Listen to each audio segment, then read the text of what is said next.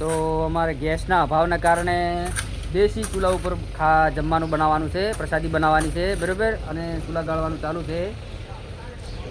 Gas નહીં મળ્યો. રામનવમીનો કાલે ઉત્સવ છે, મનાવવાનો છે. ગામ સમસ્ત છે, નાના જામપુર. એના માટે અમારા સિદ્ધરાજજી જો ચૂલા ગાળી રહ્યા છે. દેશી ખાવાનું જમવાનું બનાવવાનું છે. તો બધાને પ્રસાદી લેવા અચૂકથી આવજો.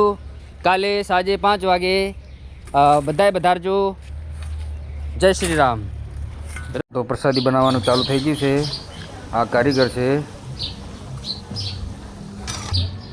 આ મજૂર છે વાસણ ધોવાવાળા. આ ચૂરમાનો સ્ટ્રક્ચર તૈયાર થયેલું, અને આ રસોડા વિભાગ છે અમારે. આ બાજુ બદામની કટિંગ થયેલી, જુઓ બદામની કટિંગ છે. બધવાનું ચાલુ છે કામકાજ. જોગમૈયા મંડપ, જેને બી ઓર્ડર આપવો હોય એ આપી શકે છો બરાબર. અમારે જેવી સંઘનું છે, આ જેવી સંઘ મંડપવાળા છે, મેન ઓનર આર્યા મંડપના.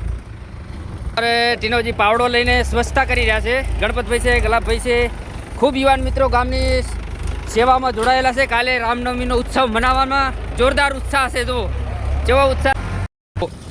તો આ બાજુ અમારે સબીરભાઈ સબાજી, જેઓ ભજનનું સ્ટેજ બનાવવાનું છે, એમને એક કાર્ય સંભાળી લીધું છે ભજન સત્સંગનું બરાબર. પોતે જાતે સેવા કરી રહ્યા છે. જો કોઈને ભણાવવાનું નહીં, ખુદ કહે છે કે સલાહની સાથની જરૂર છે, સલાહ ના આપશો, સાથની જરૂર છે. પોતાનો નિયમ છે ને જાતે જ મહેનત કરવાની. બોલો સબીરભાઈ, કંઈ કહેશો આપણે? ના બસ મારું તો તમે કીધું સલાહ નહીં, જાતે જ નિર્ણય લઈ લો બરોબર, અને જાતે જ કામ ઉઠાવી લો બરોબર. ને બીજું અને ભાવ એવો રાખો કે હું કયું કામ કરું તો આપણો પ્રોગ્રામ સક્સેસ સારો જાય. ખરી વાત છે, ખરી વાત ને. હરેક માણસને એવો મનમાં વિચાર હોવો જોઈએ કે આપણે જાતથી કામ નિર્ણય લેવાનો કે આ કામ કરવા જેવું છે તો આપણે એ કામ કરી લે.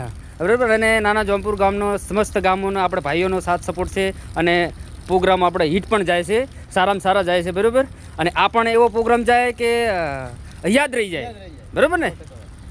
આ રહ્યું ગ્રાઉન્ડ છે અમારે ભજન સત્સંગનું બરાબર.